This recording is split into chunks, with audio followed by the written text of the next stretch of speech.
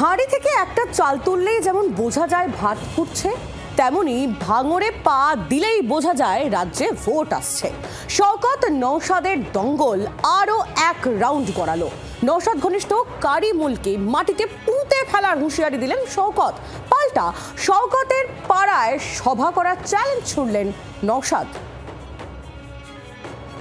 তোর ক্ষমতা নেই ভাঙনের মাটিতে ঢোকার, আজকের প্রকাশ্যে সবাই চ্যালেঞ্জ করে ক্যানিং পূর্ব বিধানসভায় ৩ তারিখে যাব, পারলে আমাকে আটকে দেখা।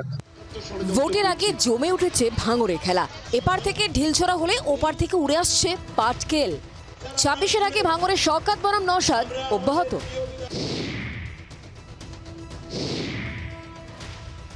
নওশাদ সিদ্দিকী ঘনিষ্ঠ আইএসএফ নেতা করিমুল ইসলামকে মাটিতে পুঁতে দেওয়ার হুঁশিয়ারি ক্যানিং পূর্বের তৃণমূল বিধায়কের।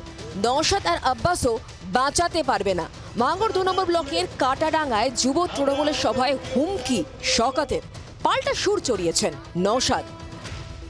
মাথায় টুপি দিয়ে ঘরে কালো মতো টুপি, আমি এই ভোগালী 2-এ ভোগালী 1-এ আমরা সেদিন গেছিলাম মিটিং করতে। এরপরে যদি আমাদের কোনো মিটিং এ যদি বাদরামো করো, মাটির ভেতর পুঁতে ফেলে দেবো। আটকাবার ক্ষমতা তোমার বাপ নওশাদ, তোমার বাপ আব্বাস পারবে না। আমি পরিষ্কার ভাবে বলে দিচ্ছি। আমি এসব হুমকি চুমকি ডেডলাইনে ভয় খাই না। আমি শওকত মোল্লাকে কিছুই মনে করি না। আমার লড়াই মমতা ব্যানার্জির বিরুদ্ধে। চুনোপুটি ঠিক আছে, শওকত মোল্লার মতো নেতা তৃণমূলে ৫-৭০০ আছে। শওকত সাহেব কি আইনের ঊর্ধ্বে নাকি? উনি কি পেয়ে গেছেন? মমতা ব্যানার্জি কি ওটা সব লাইসেন্স দিয়ে রেখে দিয়েছে? ভাঙরে ঢুকতে পারবেন না নওশাদ। আইএসএফ এর বিধায়ককে তুই তোকারি করে এমন হুমকি দিতেও দেখা যায় শওকতকে। পাল্টা চ্যালেঞ্জ ছুড়ে দেন নওশাদও।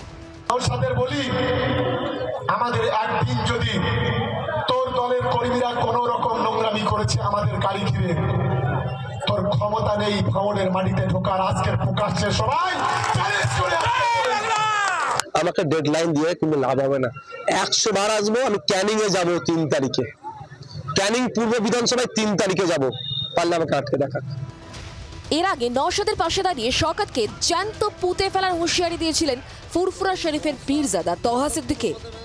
শওকত যে ভাষা বলেছে, যে ভাষাটা বলেছে, ওই ভাষা নওশাদ, আব্বাস আর কাসেম ছাড়া শওকত অন্য কোনো পীরের আওলাদকে বলতে পারবে?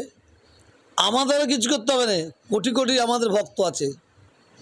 শওকতকে না জ্যান্ত কবর দিয়ে দেবে। নওশাদ, আব্বাস, তহা সিদ্দিকী ত্রিফলা আক্রমণের মুখে শওকত। দলেও কি খুব একটা সুবিধাজনক জায়গায় আছেন তিনি? ভাঙরে যাতে শান্তির পরিবেশ আসে, তার জন্য সেখানকার যারা আমাদের দলের দায়িত্বপ্রাপ্ত গুরুত্বপূর্ণ নেতা আছে সকলের কাছেই আমি অনুরোধ করব এবং পার্টির থেকেও বলা হবে। ভাঙরে কি ক্রমশ একলা হয়ে পড়ছেন শওকত? ভোটের আগে চক্রব্যূহ ভেদ করতে পারবেন? ব্যুরো রিপোর্ট, জি ২৪ ঘন্টা। বাংলার আওয়াজ, বাঙালির আবেগ, জি ২৪ ঘন্টা।